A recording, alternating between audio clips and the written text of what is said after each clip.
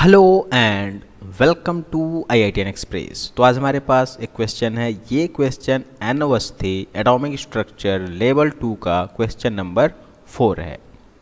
ये क्वेश्चन क्या कह रहा है कि a small particle of mass m moves in such a way that its potential energy is minus half m/r², where k is constant and r is the distance of the particle from the origin.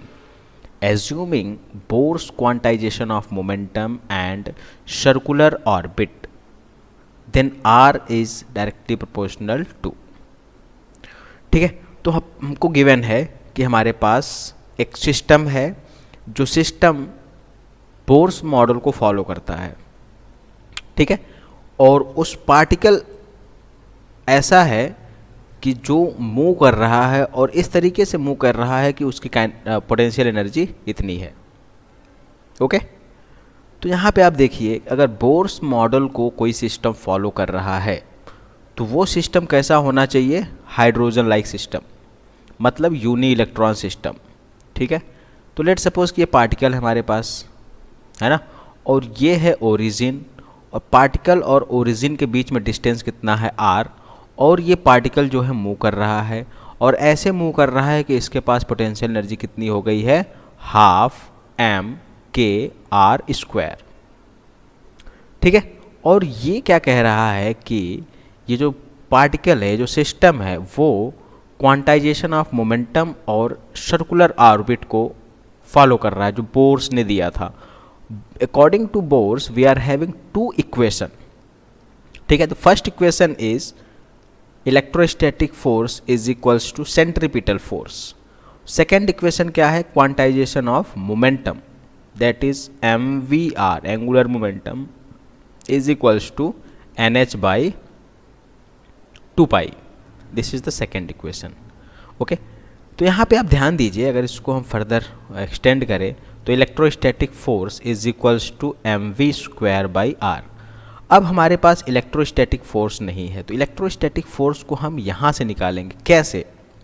तो ये important बात है कि how we are going to find out this electrostatic force.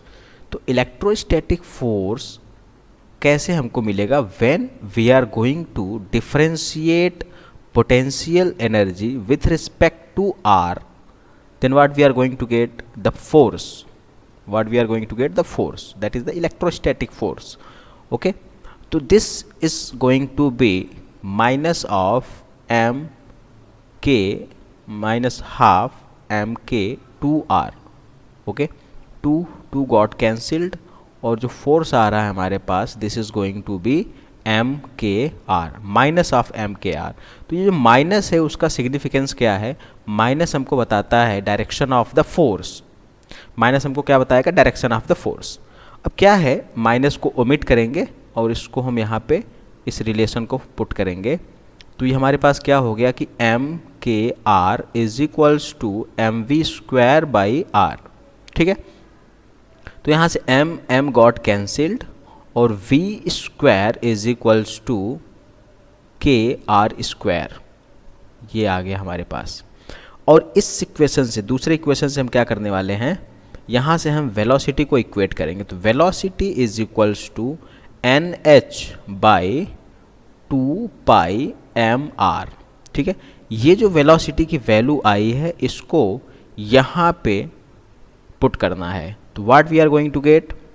nh/2πmr का whole square is equals to kr²।